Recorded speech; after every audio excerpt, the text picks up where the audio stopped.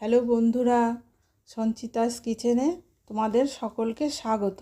আজ আমি আবার চলে এসেছি নতুন আরেকটি ভিডিও নিয়ে।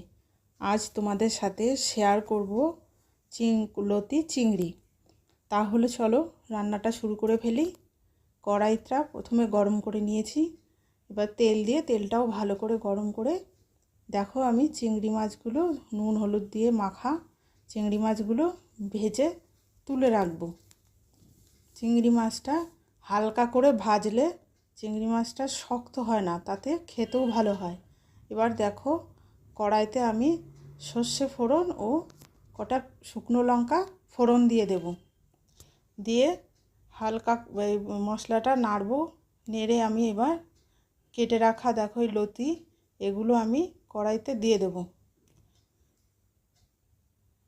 লতিগুলো সব দিয়ে দিলাম। লতিগুলোকে একটু লাল লাল করে ভেজে নিতে হবে। দেখো এখন লতিগুলো একটু লাল লাল করে ভাজা হয়ে গেছে। এবার আমি কড়াইতে নুন হলুদ এগুলো দিয়ে দেব। দেখো এখন আমি হলুদ দিচ্ছি, এরপরে দেব লবণ। লবণ দিয়ে এবার আমি এটা নেড়ে চেড়ে নেব। এবার দেখো একটা মশলা আমি বানিয়ে রেখেছি, সেটা তোমাদেরকে দেখাবো। দেখো আছে কটা কাঁচা লঙ্কা, পেঁয়াজ আর রসুন, এইটা আমি এই বেটে রেখেছি। এই মশলা বাটাটা এবার আমি দিয়ে দিলাম। দিয়ে ভালো করে মশলা যতক্ষণ না তেল ছাড়বে ততক্ষণ আমি কষিয়ে নেব। কষিয়ে নিয়ে কষা হয়ে গেলে তখন এবার চিংড়ি মাছটা দিয়ে দিতে হবে। দেখো লতিটা কষা হয়ে গেছে, এবার আমি চিংড়িটা দিয়ে দিলাম। চিংড়িটা দিয়ে আবার একটু নেড়ে চেড়ে ঢেকে দেব।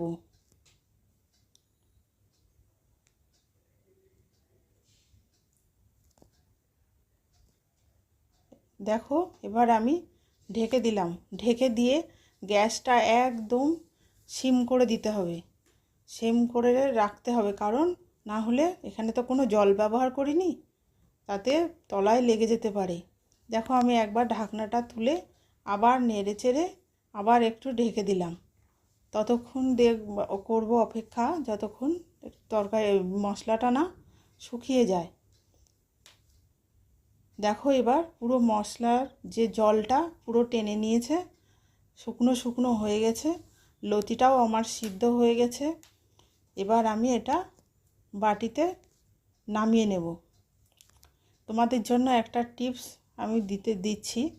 লতি অনেকে দেখেছি জলে সিদ্ধ করে নেয়, কিন্তু আমি যেভাবে রান্না করলাম তোমরা একটু বেশি করে তেল দেবে, আর রসুন লঙ্কাটা একটু বেশি দিলে কোনো সিদ্ধ করতে লাগবে না, কোনো গলাও ধরবে না। এইভাবে রান্না করে দেখো তোমরা একবার। আমার এই রেসিপিটা একদিন রান্না করে খেয়ে দেখো, খুব টেস্টি। যদি তোমাদের আমার ভিডিওটা ভালো লেগে থাকে তাহলে লাইক, শেয়ার, সাবস্ক্রাইব করে দিও। কেমন লাগলো কমেন্টেও জানিও।